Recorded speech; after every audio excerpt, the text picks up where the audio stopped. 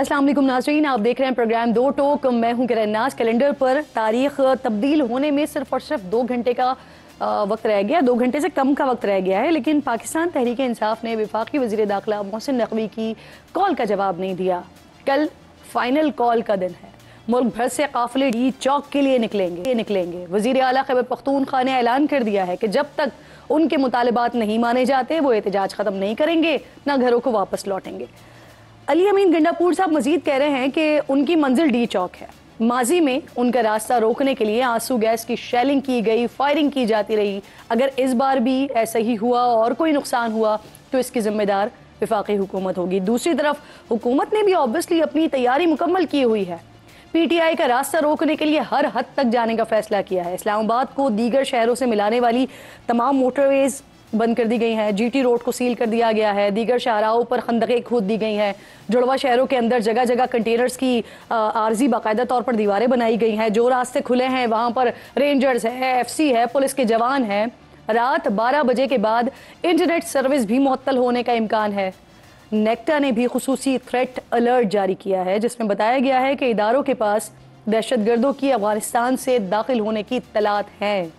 ये दहशतगर्द 24 नवंबर को पीटीआई के एहतजाज को भी निशाना बना सकते हैं। वफाकी वजीर इत्तलात ने पीटीआई क़यादत को ये कहते हुए खबरदार किया है कि इस्लामाबाद में एहतजाज की कॉल गैर कानूनी है। जो भी आएगा उसको गिरफ्तार किया जाएगा। इस्लामाबाद पुलिस ने मुख्तलिफ इलाकों में सर्च ऑपरेशन भी किया है। 200 से ज़ायद अफराद को गिरफ्तार भी कर लिया गया है। इस सूरत हाल को देखते हुए नाजरीन, पीटीआई ने मुतबादिल स्ट्रैटेजी भी अब तैयार कर ली है और ज़राए से बता रहे हैं कि लाहौर और पंजाब की क़यादत को अपने अपने इलाकों में एहतजाज की हिदायत की गई है। पीटीआई के सेक्रेटरी जनरल सलमान अकरम राजा लाहौर में एहतजाज की क़यादत करेंगे।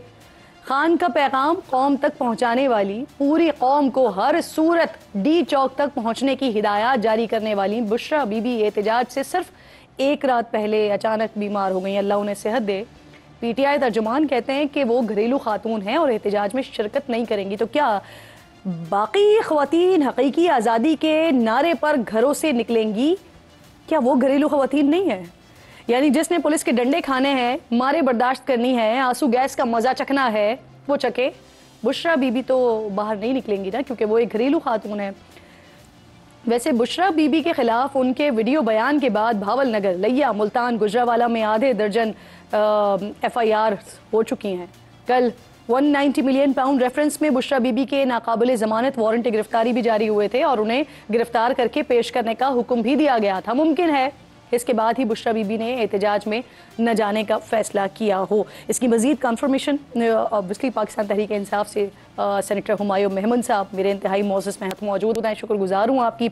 हफीज़ुल्लाह नियाज़ी साहब सीनियर एनालिस्ट हैं, प्रोग्राम में मुझे ज्वाइन कर रहे हैं। आपकी शुक्रगुजार हूँ। स्टूडियो में मेरे इंतहाई मोअज़्ज़ज़ मेहमान हसन अयूब साहब मेरे साथ मौजूद हैं, सीनियर एनालिस्ट हैं। बहुत शुक्रिया। अस्सलाम वालेकुम। आप दोनों की इजाज़त से ज़रा मैं मेहमूद साहब से बात का आगाज़ करना चाहती हूँ। मेहमूद साहब, वज़ीरे दाखिला का बैरिस्टर गौहर से रब्ता हुआ, कई घंटे गुजर गए, आप लोगों ने मुशावरत करनी थी, क्या सोचा, क्या फैसला हुआ सर? क्योंकि हमारे सामने एक इवेंट है, पीर को बेलारूस के सदर को पाकिस्तान आना है, कल उनका वफ्द जो है वो पहुंच जाएगा। अदालत ने आपको इजाज़त नहीं दी है, 2 घंटे रह गए हैं उस तारीख को आने में जिसे आप लोग फाइनल कॉल कह रहे हैं। क्या डिसाइड किया अभी तक? बिस्मिल्लाहिर्रहमानिर्रहीम, इय्याका नअबुदु व इय्याका नस्तईन। इस तरीके से इन्होंने कंटेनर लगाए हुए हैं, तो उस लिहाज से तो मुझे नहीं लगता कि जो बेलारूस के जो प्रेसिडेंट साहब हैं वो बाय रोड ट्रेवल करेंगे। वो ऑब्वियसली बाय हेलीकॉप्टर करेंगे और वो डायरेक्ट या प्राइम मिनिस्टर हाउस या प्रेसिडेंट्स हाउस जाएंगे। फेयर इनफ को जा सकते हैं और उनका उधर से फिर चूंकि वो रेड जोन के अंदर होंगे तो वहाँ पे मोस्ट प्रॉब्ली सेरीना में ही वो ठहरेंगे या कोई ऐसी जगह होगी जहाँ पे कोई प्रॉब्लम नहीं होगा उनका। उनके ट्रैवलिंग फ्रॉम एयरपोर्ट तो वो तो कोई मसला नहीं है। अच्छा, दुनिया में जितनी भी जगहों पे जहाँ पे एहतजाज होते हैं, पॉलिटिकल रैलीज होती है, वो आम तौर पे ऐसी जगह होती हैं जो कि सिग्निफिकेंट होती हैं, जो कि जैसे तहरीर स्क्वायर हो गई, इस किस्म की जगह होती हैं जहाँ पे लोग सारे हमेशा उधर ही जाके जमा होते हैं। तो उसमें अगर डी चौक में हो जाता है तो कोई बड़ा कोई प्रॉब्लम, मतलब देखिए अगर आप करना चाहें तो डी चौक तक ला सकते हैं, डी चौक के बाद चीजें बंद कर दें, वही सारी चीजें जो आप जहां रोक रहे हैं वहां डी चौक पे भी रोक सकते हैं, उस पर आप ज्यादा नफरी कर सकते हैं। जो 30,000 आप बंदे आर्मी वाले और 30,000 बंदे पुलिस वाले ला रहे हैं, अगर वो 60,000 बंदे आप इस डी चौक और उसके इर्द गिर्द कर ले, वो पीछे कर ले, ताकि पार्लियामेंट और ये सरीना वगैरह सारा हो जाए, तो काम तब भी हो जाएगा। और थोड़ा सा चैनलाइज कर ले तो बगैर किसी प्रॉब्लम के सब चीजें हो सकती है, which is the right way of doing it. लेकिन सर कैसे हो सकती हैं जब एक तरफ आप लोग कह रहे हैं कि सरों पर कफन बांध के निकलेंगे, आपके वजीर आला कह रहे हैं कि जब तक कि इमरान खान को रिहा नहीं किया जाता जब तक वहां से उठेंगे नहीं, नेक्टा की तरफ से थ्रेट अलर्ट भी है, तो कैसे हुकूमत इजाजत दे दे कि आप मरकज में आ जाए पर आके एहतजाज करें, धरना दे के बैठ जाएं, जबकि एक मेहमान ने भी आना है? किरण जी, इस तरह है कि जब आपका अपना घर जल रहा हो ना, तो फिर इंसान मेहमानों से पहले अपने घर को बचाता है। आपका इस वक्त प्रॉब्लम ये है, मेहमान को मना कर दें कि आप ना आए।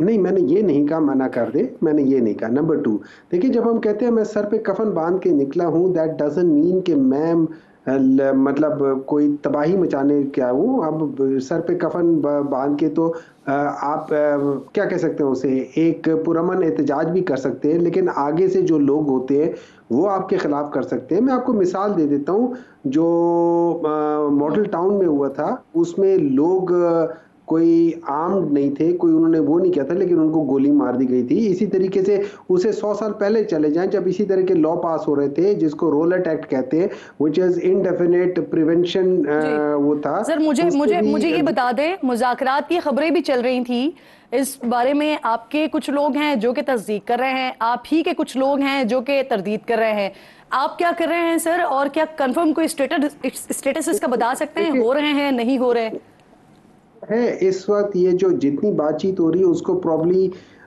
एक खास 3-4 जो सीनियर मोस्ट हुआ है वो अपने हद तक करे, उसको कॉमन नहीं कर रहे, ताकि जब कॉमन करते हैं तो उसके अंदर बहुत गंद हो जाता है। लेकिन मैं सिंपल सी बात करता हूँ, अगर हुकूमत जो कि मेरा नहीं ख्याल कि उनका इरादा है कोई ऐसा काम करने का, लेकिन अगर फर्ज करें मैं हुकूमत की जगह होता और मुझे डर ना होता, खौफ ना होता मेरे दिल में, तो अगर जब इमरान खान को जब कोर्ट ने बेल दे दी थी तो मैं ये एक्स्ट्रा केस उसके ऊपर ना करता।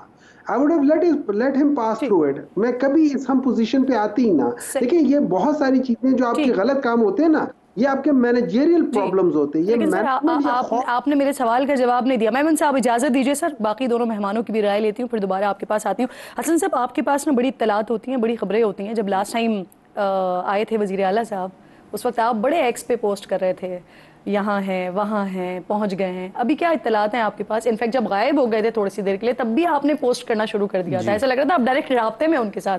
अभी है इत्तलात, क्या है? कल आ रहे हैं? जी आ रहे हैं, कल आ रहे हैं। अभी तक उनके आने की जो है वो नीयत है, और नीयत को खुशी से नहीं है, मजबूरी के साथ है। अच्छा, हाँ जी। अली मीन गंडापुर साहब तो गए थे अर्जी लेकर इमरान खान साहब के पास कि आप एहतजाज की कॉल जो है इसको आगे से जो टाइम मौखर कर दें, 10-15 दिन इस डेट को एक्सटेंड कर दें। लेकिन इमरान खान साहब ने 2 टोक, जो आपके प्रोग्राम का नाम है, उसकी तरह ही इसी से मुतासिर होकर उन्होंने इनकार कर दिया। अब बानी चेयरमैन तहरीक इंसाफ ने क्यों इनकार किया? क्योंकि वो फ्रस्ट्रेट हो चुके हैं। अब जेल में रह रहकर वो उकता चुके हैं। वो कहते हैं कि किसी तरीके से गवर्नमेंट के ऊपर प्रेशर बिल्टअप हो, लोग बाहर आ जाएं, और ताकि मेरी रिहाई मुमकिन हो सके। और जब कहा गया कि हमारे लोग गिरफ्तार हो जाएंगे, जब उनसे बात हुई अंदर अडियाला के अंदर, तो उन्होंने कहा जी कि इससे अब ज़ाहिर बात है ये अब ऐलान जंग है। तो बेसिकली उनके दिल में शायद बात ये थी, ये अल्फाज तो नहीं अदा किए, लेकिन मैं खुद गिरफ्तार हूँ, अगर बाकी लोग गिरफ्तार हो जाते हैं या पीटीआई की बाकी क़यादत गिरफ्तार हो जाती है तो उनकी सिर पर तो कोई असर नहीं पड़ना। उनको तो इसी का फ़ायदा है कि गवर्नमेंट के ऊपर प्रेशर बने, गवर्नमेंट परेशान हो और उनको जो रिहाई मिल सके। अब एक तरफ सिचुएशन देखें, हाई कोर्ट का एक ऑर्डर इन फील्ड मौजूद है, इस्लामाबाद हाई कोर्ट का, और उन्होंने बेसिकली हुकूमत को, वफाकी हुकूमत को कह दिया है कि एहतजाज नहीं हो सकता, और जो कानून मौजूद है उसको वायलेट करने पर आपको मालूम है कि 3 साल की सजा है। एक सजा वो है, और एक सजा तौहीन अदालत की भी हो सकती है अगर अदालती ऑर्डर पर अमल नहीं करते। तो ये अब टेस्ट आ जाएगा हाई कोर्ट का भी, क्योंकि 25 मई को जब उन्होंने वायलेट किया था सुप्रीम कोर्ट का ऑर्डर, तो उसके बाद उमरता बंदियाल साहब ने उनके खिलाफ कोई कार्रवाई नहीं की थी। इसी वजह से आज पीटीआई जो इस्लामाबाद हाई कोर्ट का ऑर्डर है उसको खातिर में नहीं ला रही। तो अब आमिर फारूक साहब जो चीफ जस्टिस हैं इस्लामाबाद हाई कोर्ट के, अब देखना यह है कि वो क्या करेंगे। लेकिन मैं जो कल का सिनारियो जो मैं फोर्स कर रहा हूँ, मुझे तो ये लग रहा है कि कल से हम आपको ये बातें सुनने को मिलेंगी। हो सकता है कि ऑनरेबल जो हमारे सेनेटर मौजूद हैं साथ, हुमायूं मेमन साहब, यही कह रहे हों कि चादर और चारदीवारी का तकद्दुस पामाल हो रहा है, घरों पे जो है वो छापे पड़ रहे हैं और हमारे कारकुनान को जो है वो गिरफ्तार किया जा रहा है, उनको परेशान किया जा रहा है। तो अब ये फेस सेविंग तलाश करेंगे, पतली गली इनको वो फेस सेविंग तलाश करेंगे या ऐसा कुछ होने जा रहा है तभी आप भी ग्राउंड बना रहे पहले? जी मैं बता रहा हूँ आपको। जरी बात है, हुकूमत ने तो अपनी जो रिट है वो तो बतानी है। अब रियासत आज रात छापे पड़ेंगे, पढ़ रहे हैं गुज़िश्ता रात से, लेकिन आज रात को जो तेजी आएगी वो बहुत तेजी होगी। लेकिन बहुत से लोग घरों पर नहीं है, अब जहां पर अभी हैं वहां से भी कुछ इनके पास इतलात उन्होंने रखी है। तो ये भी बता रही थी कि कई इस्लामाबाद ऑलरेडी पहुंच चुके हैं 2-3 दिन पहले ही। नहीं, दुरुस्त बात नहीं कर रहे। सही, हाँ जी, नहीं कर रहे। लोगों ने आना है खैबर पख्तूनख्वा से ही। पंजाब निकल नहीं रहा। ये सिर्फ खैबर पख्तूनख्वा के जरिए ही यहाँ पर आकर जो है वो एक किस्म का हमला आवर होने की कोशिश करें, जबकि खैबर पख्तूनख्वा की 25 करोड़ आवाम उनके साथ है। आप कह रहे हैं कि बाकी 3 सूबों से लोग नहीं निकल रहे हैं। तो अभी आप देख लीजिएगा, घोड़ा भी हाजिर है, मैदान भी हाजिर है। अब 24 घंटे बाद हम ये बात डिस्कस कर लेंगे। सही। हफीजुल्लाह नियाजी साहब भी साथ मौजूद हैं, बहुत शुक्रिया। अस्सलाम वालेकुम नियाजी साहब। सर, कोई कह रहा है मुज़ाकरात हो रहे हैं, कोई कह रहा है नहीं हो रहे। अगर हो रहे हैं तो कोई कामयाबी की उम्मीद नजर आती है आपको? क्योंकि सर नुकसान जो है वो हुकूमत का हो या ऑपोजिशन का हो, बेसिकली इस वक्त जो नुकसान हो रहा है वो पाकिस्तान का हो रहा है, क्योंकि सारी की सारी तवज्जो ऑब्वियसली एक आ रहा है, दूसरा रोकने की कोशिश कर रहा है। तो क्या सर दोनों तरफ इस बात का एहसास नहीं है कि नुकसान ये पाकिस्तान का हो रहा है? मेरा ख्याल अब तो वो कहते हैं ना कि टू लेट। अब तो जो ज़ाहिर है जो होनी है उसको होकर रहना है। गवर्नमेंट ने भी जो नुकसान करना था कर दिया है। जो उनके वसाइल थे, जो उनके पास सिक्योरिटी एजेंसीज की जो उनकी स्ट्रेंथ थी, वो सारी की सारी उन्होंने वहाँ पे बिल्टअप कर दिया है और कर भी देना चाहिए था। जो उन्होंने बाकी उन्होंने जो टैंकर जो क्या होते कंटेनर्स हैं वो भी उन्होंने लाके खड़े कर दिए जहाँ से। लेकिन देखिए क्राइसिस ये है कि 30,000 रुपीस पर डे पर सर ये जब मैं कहता हूँ जी कि इसको थोड़ा सा चलो वो तो एक है ही है। हुकूमत पहले भी कह चुके हैं कि पिछले महीने के जब हमने इनके रोके हैं तो उसमें 2-2.5 अरब के 3 अरब रुपया खर्च हो गया है। लेकिन इशू ये है ही नहीं है। इशू ये है कि तहरीक इंसाफ जो है वो जो 24 नवंबर का जो इनका एहतजाज है इसको हासिल क्या करना चाहती है और वो क्यों कामयाब होगा। मैं सिर्फ ये नहीं कि उनके पास माशाल्लाह बड़ी पब्लिक स्ट्रेंथ है, सब कुछ है, लेकिन मैं बार बार कह रहा हूँ, रोज़ाना दोहरा रहा हूँ हर दफ़ा। और इससे पहले भी जब वो डी चौक पे आना था, संजानी आना था, लाहौर आना था, हर दफ़ा मैंने यही कह दी कि आप ये देख लें कि इमरान खान का जो ट्रैक रिकॉर्ड है तहरीक इंसाफ का, ये मेमन साहब बड़े हमारे समझदार आदमी बैठे हैं, हमारी रहनुमाई करेंगे कि ये जो कोई एक बता दें जहाँ इनको खातर खा रिजल्ट मिले हों। ये इससे इमरान खान साहब खुद मुतमईन हुए हों, इमरान खान साहब खुद लीड करते रहे और दूर ना जाए, ये 2022 में चले जाएं। ये 25 मई को जब आए थे इस्लामाबाद के अंदर तो क्या तहरीक वहाँ पख्तूनख्वा से पूरा काफिला आ सकता था? पख्तूनख्वा के अंदर इतना इनकी बड़ी स्ट्रेंथ है उस वक्त भी, और वहाँ वज़ीर आला हाउस से बैठे, वहाँ से आए।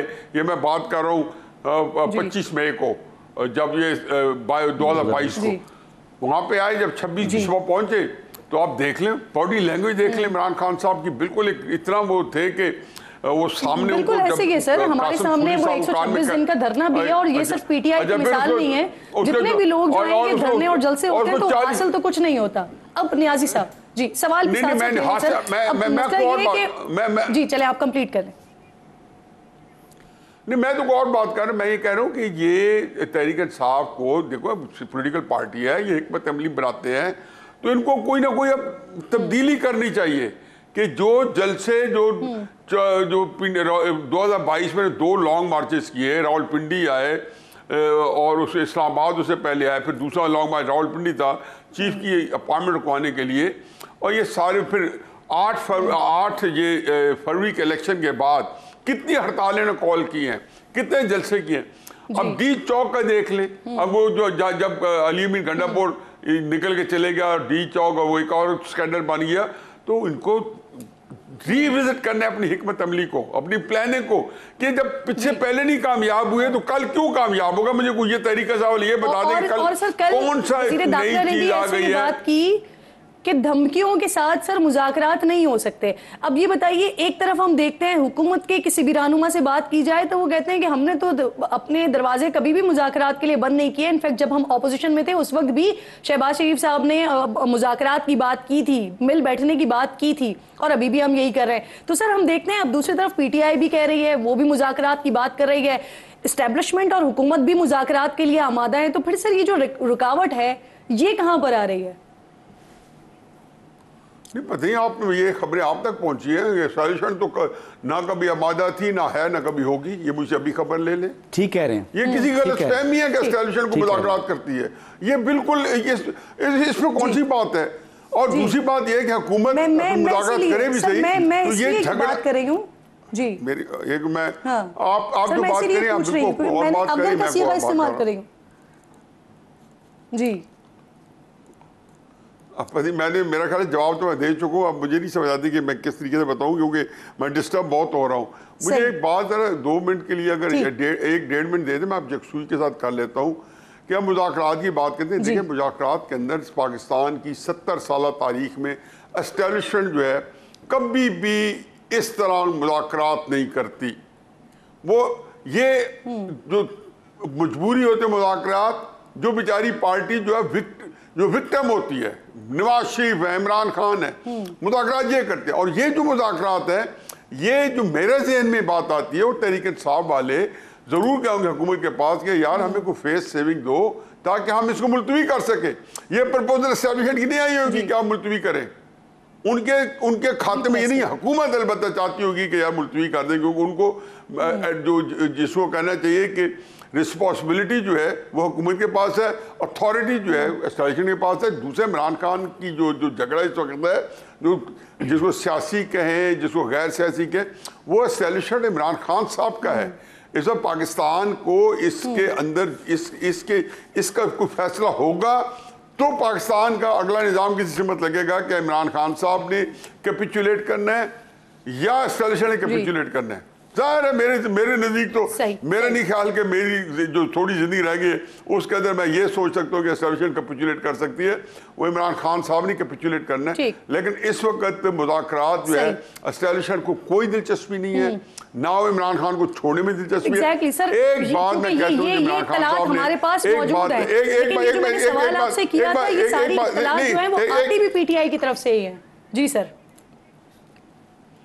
नहीं मैं तो खैर ये बातें चलो मैंने दोहरा दी है। एक बात है जो मुझे बड़ी अफसोस हुआ है, ये बैठे हैं मायूस साहब, ये जाके अपनी पार्टी के जो फाइल एंड रैंक्स है उसमें जाके बताएं कि इमरान खान साहब को जब ये किया उनके ये बड़ा मुझे तकलीफ हुई है। वो कहते हैं कि मुझे और वर्कर्स को जो है पहले जो है मुझे ज़्यादा था, मुझे सुनहरी मौका था, मुझे छोड़ दिया जाता, सुनहरी मौका था मुझे। क्या ये अच्छा होता है कि इमरान खान साहब और तहरीक इंसाफ वाले कहते कि हमारे जो वर्कर्स हैं 85 लोग इस वक्त आर्मी की कस्टडी में हैं, महमूद रशीद साहब हैं, यास्मीन राशिद साहब हैं, उमर चीमा साहब हैं, वो बेचारे जाज चौई साहब हैं, और सैकड़ों ऐसे गुमनाम वर्कर जिनका नाम नहीं है। कहते हैं उनको आप छोड़ दो, हम मुलतवी करते हैं और मुज़ाकरात करते हैं। वो छोड़ने उनके लिए आसान होता। और इमरान खान साहब के अपने वर्कर्स का जो उनका हौसला है वो साथ आसान पहुंच जाता है। इस वक्त तहरीक इंसाफ का हर बंदा डिमोरलाइज्ड है।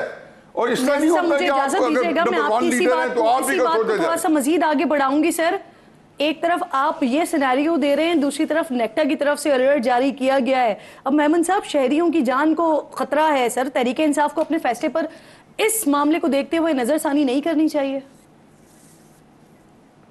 देखिए, बाज़ दफ़ा आपकी ज़िंदगी में ऐसे तुराहे आते जब हम मुझे नहीं पता चलता कि मैंने सुना हो, जो मैंने सुना था, जो मेरी इत्तला थी, जो हमारे बेसिक जो 3 सिनारियोज थे उसमें ये था कि जितने भी पॉलिटिकल केसेस हैं जिसमें उन्होंने कहा था कि जो भी PTI के वर्क हैं वो, और शायद उसके साथ ये इमरान खान के अल्फाज थे, और उसके साथ जिसने बताया उसने कहा और साथ इमरान खान, उसमें इमरान खान का पहले नाम नहीं था, इमरान खान का नाम था। और ये याद रखे, as of now Imran Khan is a political prisoner, क्योंकि जिस तरीके से उनके ऊपर 200 या 300 केसेस हुए, तो वो एक्चुअली पॉलिटिकल प्रिजनर ही कराएंगे, वो जेन्युइनली वो नहीं कहलाएंगे। ठीक है, तो इन सबको along with that जो दो अदर चीजें which is rule of law और which is जो कॉन्स्टिट्यूशन के लिए। सर मैंने बड़ा सादा सवाल किया है कि हर चीज से जो अफजल भी है इंसानी जान, शहरियों के ही जानो माल का तहफ्फुज। सर आपका ही कारकुन, आपका ही वर्कर अगर वो निकल के आ रहा है और एक थ्रेट अलर्ट जारी हुआ है, तो आप नहीं समझते कि अब नजरसानी होनी चाहिए? केपी होम डिपार्टमेंट ने भी किया हुआ है, केपी के का अपना जो होम डिपार्टमेंट है उसने भी अलर्ट जारी किया है और यही थ्रेट किया है उन्होंने। ठीक सर, जुमला कंप्लीट कर लें। हसन साहब आप अपने लिए सीट बाद में पक्की कर लेना, पहले मुझे बोल लेने दें प्लीज। ठीक है, अच्छा इस तरह ये है कि मैं आपको एक बात बताता हूँ, थ्रेट अलर्ट पूरे पाकिस्तान में आप मुशर्रफ बेगम की जगह से आने के बाद परेशान हो गए हैं, चले खैर है आगे एक मिनट सब्र कर लें हसन साहब प्लीज, अपने भाई के लिए कर लिया, अपने लिए बाद में कर लेना, थोड़ा सा मुझे बोल लेने दे तो जब वो कर ले। अच्छा देखिए, बड़ी आप बात कर रहे हैं जी, मैंने भाई के लिए किया या मैंने जिसके लिए भी किया, ठीक है आप अपनी बात करें, आपने क्या कुछ नहीं किया। आपकी टेलीफोन कॉल आई थी ना मेरे वालिद को, आप एक काम करें ना, आपकी टेलीफोन कॉल आई थी मेरे वालिद को, मुझे वो भी याद है, मैं साथ ही था उनके, मैं उन्हीं के साथ था। जी जी, don't become a part of a PMLN just as a तज़किया, ठीक है, नहीं तो अपने नाम के साथ तज़किया निगार हटा के पीएमएलएन कर दे, मुझे कोई इतराज नहीं है। ठीक है, अच्छा अब मेरी बात आपके सर्टिफिकेट मैंने कोई चाहिए नहीं, आप सर्टिफिकेट अपने पास रखें, बेहतर है। सुन ले, आप तो वो है ना जो कहते थे कि बुशरा बेगम अगर पार्टी में आई, मोरूसी सियासत आई तो मैं सियासत छोड़ दूंगा, फिर छोड़े ना सियासत, बड़ी की बात बता रहा हूँ, छोड़े सियासत, सुन ले, बुशरा बेगम आ गई है ना पीटीआई में, अलीमा खानम आ गई है ना पीटीआई में, छोड़ो ना, छोड़ो सियासत। मैं हसन अयूब साहब आपको भी और मेमन साहब, मैं आप दोनों से गुजारिश करूंगी कि सर अच्छा जरा जेंटलमैन मुजाहरा किया जाए शोज में और पर्सनल अटैक्स ना किए जाए। मुझसे कमरुल मुनव्वर साहब भी ज्वाइन कर चुके हैं। जी जी, मैं आती हूँ वापस। सर कमरुल मुनव्वर साहब साथ मौजूद हैं, इजाजत दीजिए क्योंकि इस वक्त इस्लामाबाद में ऑब्वियसली जो इस्लामाबाद का शहरी है वो बहुत ज्यादा परेशान है, क्योंकि इस वक्त कंटेनर्स ही कंटेनर्स, कोई 2200 कंटेनर्स हैं, रास्ते बंद किए हुए हैं, नफरी ही नफरी यहाँ पर मौजूद है, जिसका धरने से कोई लेना देना नहीं है, एहतजाज से कोई लेना देना नहीं है, लेकिन उसने अपनी मामूलाते जिंदगी कैसे करनी है उसके लिए वो बड़ा परेशान है। कमरुल मुनव्वर साहब जरा बताइएगा क्या चल रहा है इस वक्त इस्लामाबाद में, सील किया हुआ है, कितने अफराद हैं जो अब तक गिरफ्तार हो गए हैं और मुकदमात भी बने या सिर्फ हालात के पेश नजर तहवील में लिया गया है जिनको गिरफ्तार किया है अभी? जी बिल्कुल किरण, अगर ये कहा जाए कि 200 लोग जो थे गुज़श्ता रात गिरफ्तार किए गए थे और 15 तारीख से लेकर अब तक जो है वो 1500 के करीब कारकुनान ऐसे हैं जो रावलपिंडी इस्लामाबाद में मौजूद थे, उनकी गिरफ्तारी जो है वो अमल में लाई जा चुकी है। जो कंटेनर्स हैं इस वक्त 24 मकामात का तयन किया गया था कि उनको बंद करना था, उन 24 मकामात में से 10 मकामात जो है उनको मुकम्मल तौर पर सील कर दिया गया है।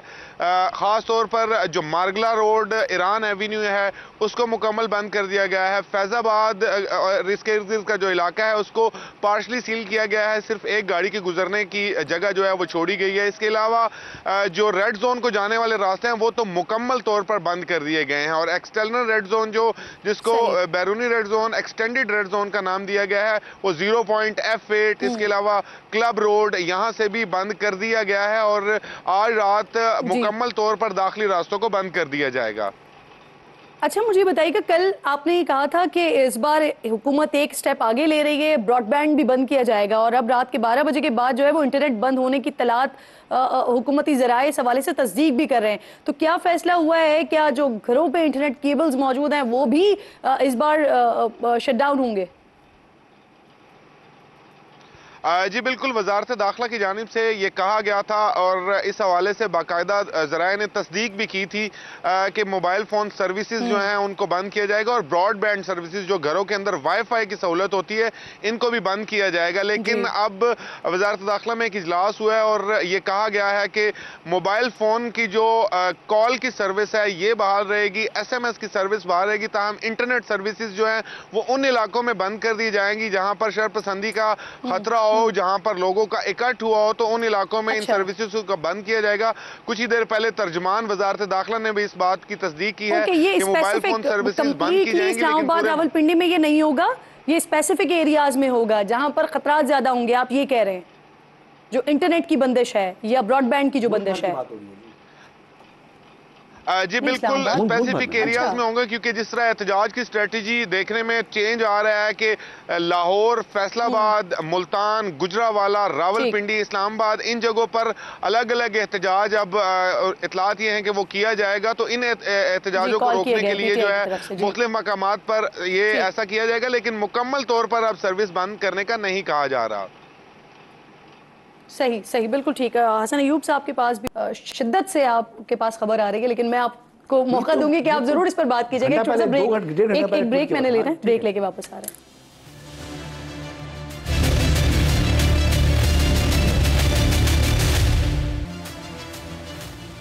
प्रोग्राम में एक बार फिर आपको खुशामदीद कहती हूँ। मेरे इंतहाई मोअज़्ज़ज़ मेहमान साथ मौजूद हैं। हसन साहब, अंसार अब्बासी साहब ने ख़बरें दी, मुज़ाकरात के हवाले से उन्होंने बात की, कुछ ख़बरें ब्रेक की। रऊफ़ हसन साहब ने कल कहा कि जो मुज़ाकरात हो रहे हैं वो मोहसिन नकवी साहब के ऊपर के लेवल पे हो रहे हैं और उन लोगों से हो रहे हैं जो अहमियत रखते हैं। आज वो कहते हैं कि उनमें तात्तुल आ गया है। आपका रावी क्या कहता है? देखिए जी, मेरी जो इन्फॉर्मेशन है उसमें जो हफीजुल्लाह नियाजी साहब ने बात की है, मुज़ाकरात को एस्टेब्लिशमेंट को सूट नहीं करते, वो नहीं करेगी, तो बात यही बात है जो वो बात कर रहे हैं। कोई मुज़ाकरात टाइम से हैं, कोई बहुत ज्यादा चाह रही है लेकिन हो नहीं पा रहा। पीटीआई वाले खुद ये मंजन बेच रहे हैं। Try to understand. ये देखें, अब इनका अंदाजा लगाएं कि ये कितनी कंफ्यूज जमात है। एक सांस में कहते हैं कि हमारी जो जिदोजहद है वो हकीकी आज़ादी की है और हमारी जो जिदोजहद है वो जमहूरियत की है, और दूसरी सांस में ये कहते हैं कि मुज़ाकरात करेंगे तो एस्टेब्लिशमेंट से करेंगे। इनके कौल और फेल में तज़ाद है।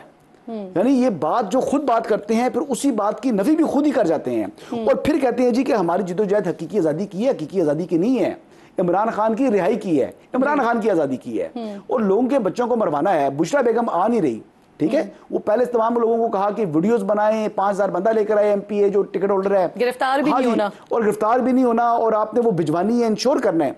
और दूसरी तरफ जनाब आपकी जो है अपना तर्ज अमल ये है कि जी मेरी तबीयत खराब हो गई है।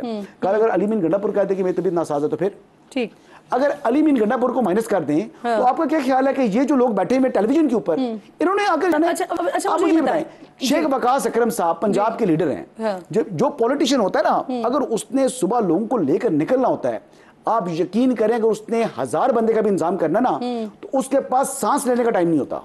वो कह रहा होता है कि मैंने उसके लिए लोगों के रहने का इंतजाम करना है, खाने पीने का इंतजाम करना है, ट्रांसपोर्टेशन का इंतजाम करना है, आपने तमाम चीजों के अरेंजमेंट्स करने होते हैं। ये ऐसे पॉलिटिशियन हैं जो टेलीविजन पर बैठ जाते हैं और कहते हैं जी हमने हकीकी आजादी के लोगों को निकालना है, आपने घर से खुद नहीं निकलना, आपने टेलीविजन चैनल्स के ऊपर बैठे रहना है।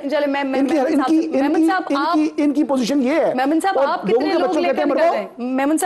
लोगों को लेकर निकल रहे हैं और सर स्ट्रैटेजी क्या बनाई हुई है? क्योंकि इस वक्त मोटरवेज तो सारे सील हुए हैं, कुछ सड़कें हैं जो खोद दी गई हैं, कारकुनान के लिए जो रोकने के लिए वो हजारों एहलकार भी तैनात हुए हैं, तो कैसे आएंगे इस्लामाबाद? स्ट्रैटेजी क्या है?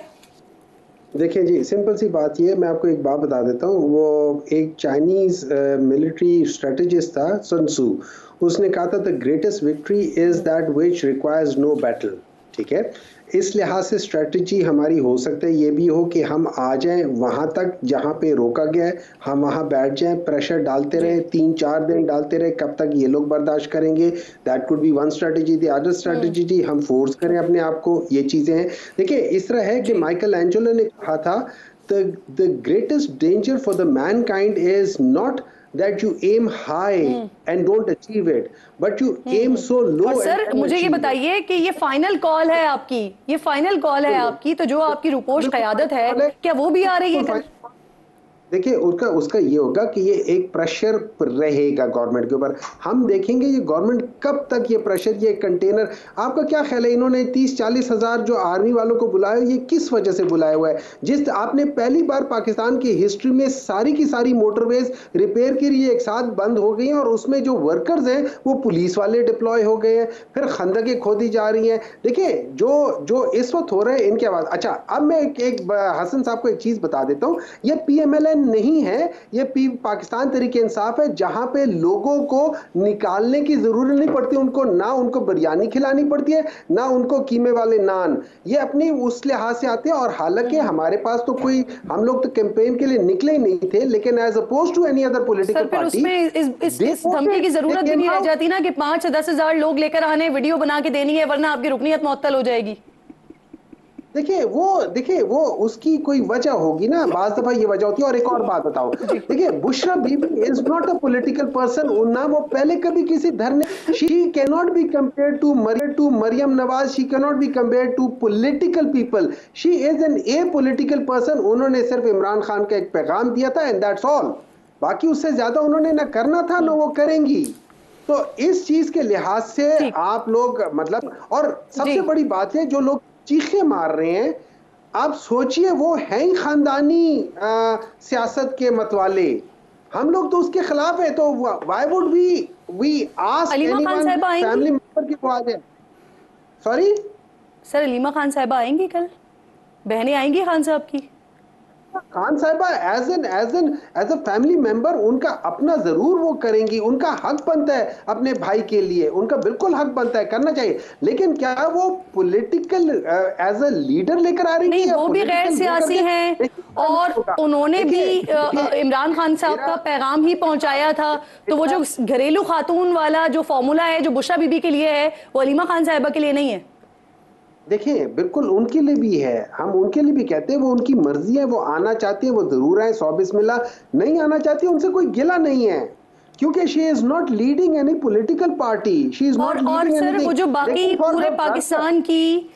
पूरे पाकिस्तान की जो खवातीन हैं जो कहीं जॉब नहीं कर रही, वर्किंग वुमेन नहीं है, तो उनके लिए आपकी ये दरखास्त है कि वो अपने घरों में रहें क्योंकि वो घरेलू खातून है।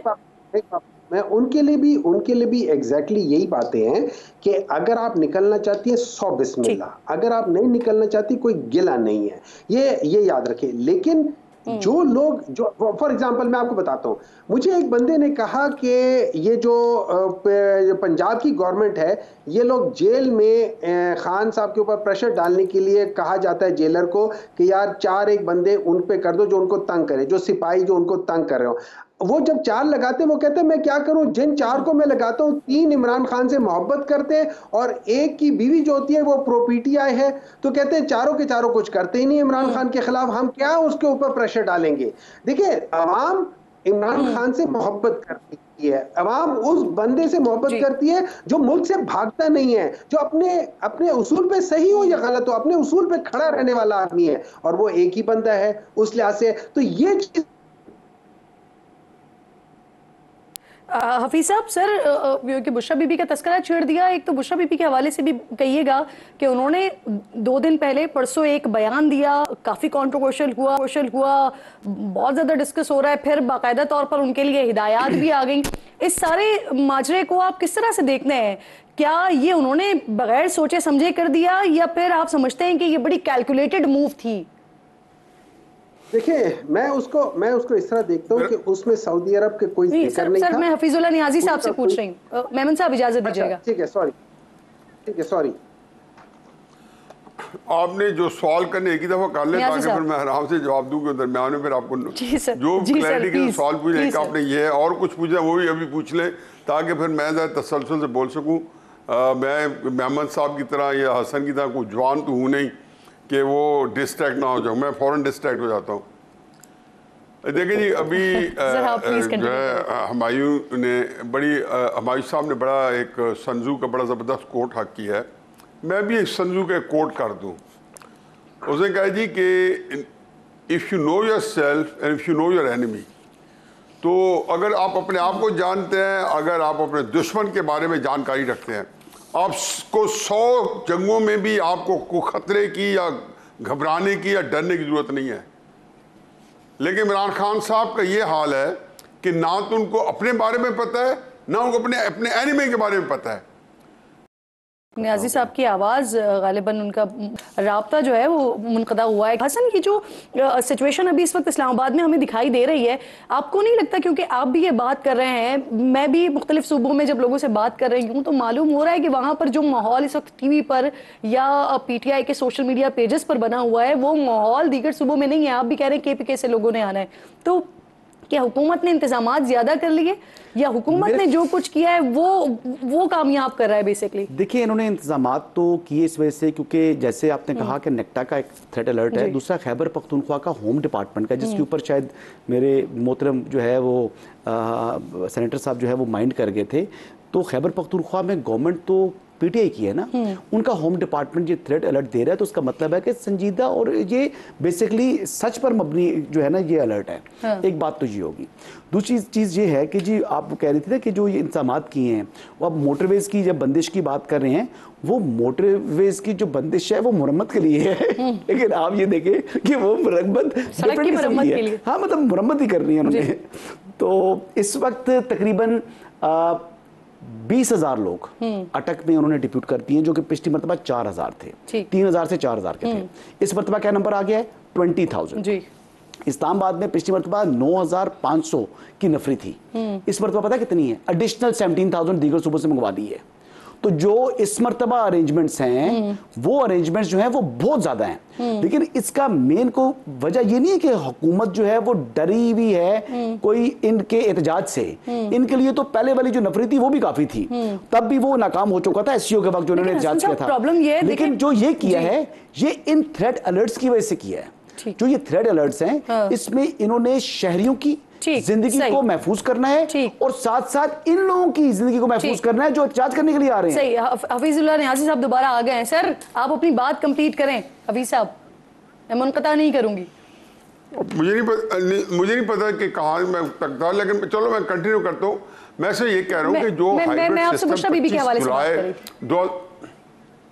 नहीं, मैंने अपनी मर्जी का जवाब देना जी, आपके वो अभी आ जाएगा। मैं तो पहले वो जो चीज़ चल रही थी मैं उसको चला लूँ कि मेहमद साहब ने 2-3 बातें की थी। मैंने उसके बारे में कहा है कि पहली बात तो यह है कि इन्होंने कहा जी कि यहाँ पे जो बिल्कुल सही कहा है कि इस वक्त शहबाज शरीफ साहब के पास रिस्पॉन्सिबिलिटी है, अथॉरिटी कहीं पे और है। यही हाल 25 जुलाई को जो इंट्रोड्यूस कराया गया था निज़ाम 2018 को, और इमरान खान साहब किस बात पे कहते हैं कि मैंने तो नहीं किया। इवन जो प्राइम मिनिस्टर के ज़ाती काम है जिसके अंदर रेफरेंस काजी फैजिसा का था या कोई था, वो कहते मैंने तो नहीं किया। तो भाई इसमें क्राइसिस क्या है? हम क्यों इस बात में हिचकिचाते हैं? हम क्यों नहीं बताते कि असल बात यह है, असल इमरान खान साहब ने ये काम किए हैं और उसके बाद वो उसकी कंटिन्यूटी आ रही है।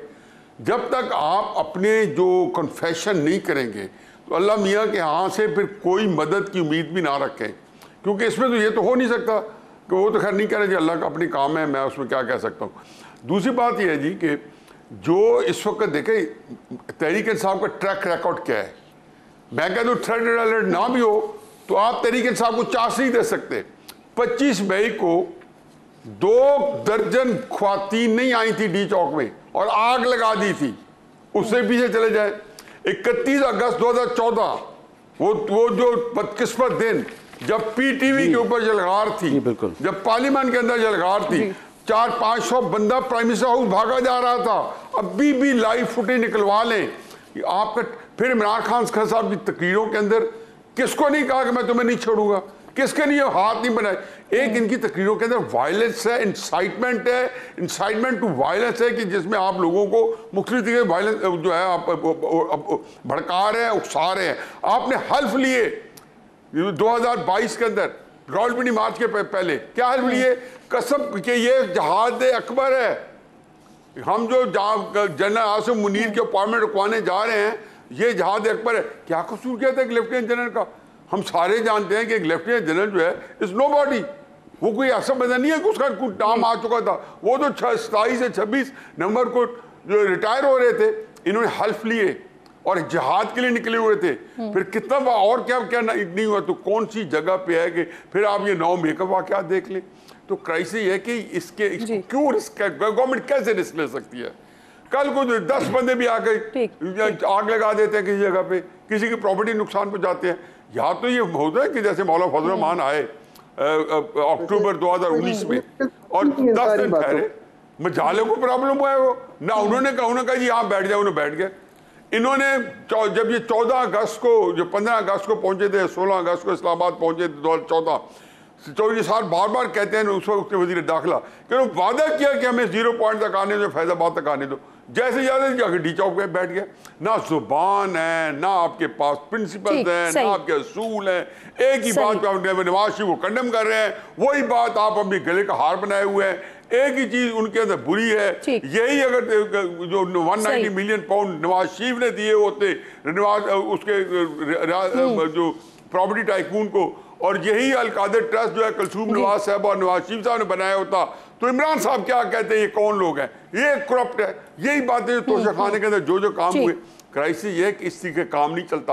आप अपने वर्कर्स को इसलिए आंखों में धूल दे झोंक सकते हैं कि वो बेचारे इस वक्त ब्लाइंड फोल्डेड हैं, और आपके लीडर्स जो हैं उनके इंटरेस्ट हैं, उनके वेस्टर्न इंटरेस्ट हैं इमरान खान से वापस। लेकिन ये आप बता दें कि बाकी बात आपने बीबी को क्वेश्चन तो देखें जी, मैं बिल्कुल बिल्कुल खत्म हो रहा है। जी जी जी कर लें। आगे चले, कोई नहीं मसला। मैंने कहा कि चले शायद आपके पास है कोई आधा एक मिनट। सही। सर आखिर में मुझे बता दीजिएगा मेमन साहब, क्यों कुछ इत्तला इस तरह की भी आई हैं कि अब आप लोगों ने स्ट्रैटेजी को अपनी चेंज किया है, कुछ इस्लामाबाद में लोग आएंगे, कुछ लाहौर में होंगे, कुछ अपने अपने इलाकों में करेंगे, और जो लाहौर में होंगे वहाँ पर सलमान अकरम राजा साहब लीड कर रहे होंगे, तो बाकी इलाकों में जो आपकी सीनियर लीडरशिप है, आपकी क़यादत है, वो लीड कर रही होगी, इस तरह से होगा।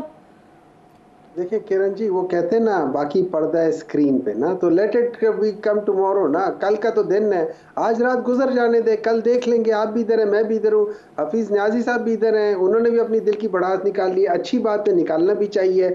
लेकिन मेरी नज़र में, देखिए मेरी नज़र में पॉलिटिकल स्ट्रैटेजी जब होती है, आप अपनी एक स्ट्रैटेजी बनाते हैं और उस पर डट जाते हैं और उसके बाद करते हैं, you have to aim high.